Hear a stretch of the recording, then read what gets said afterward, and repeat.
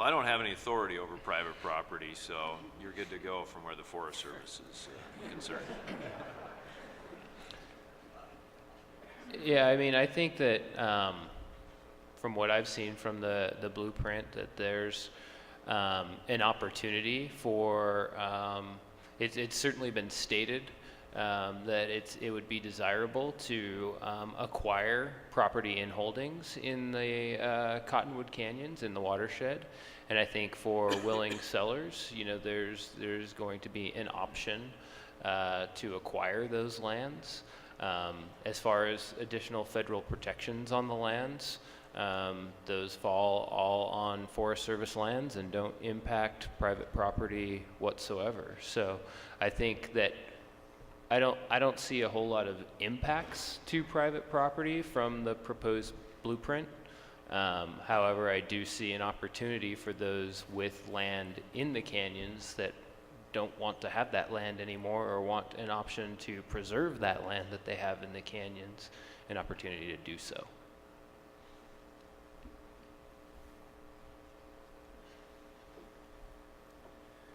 I'd maybe just add, I don't know if any of you were surprised when you first saw this map, but I had a pretty good idea, but I was amazed at the amount of private property up at the head of those canyons. So much of it owned by the ski areas when it's winter and it's white and there's plenty of snow. You know, no fences. People go where they choose, and I think a lot of people assume that everything outside the ski area must be public. And you look at a map like that, and it can be surprising. I was also amazed and fairly encouraged by the resort's willingness to trade away so much of that private land. And I felt like that was a good result of this task force. And I know it's not a done deal, but I think the resorts in those canyons really came to the table willing to compromise and sit down and want to come to some kind of resolution. I just want to say I don't think that it was trade away. I think the better term is consolidate.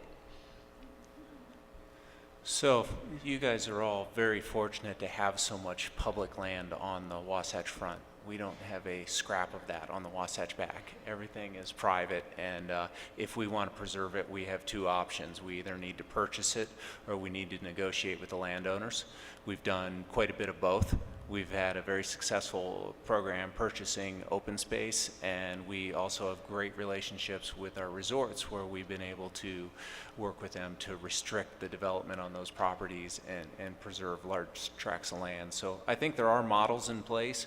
We do have a group together, a task force that is talking with property owners, and it's going to be all willing sellers that will be talked to, and I don't think there's a structure yet, but there will likely be some work done by the local land trusts and potentially the city and the county to possibly purchase some additional private land if there are willing sellers. Okay, we've got, can I shift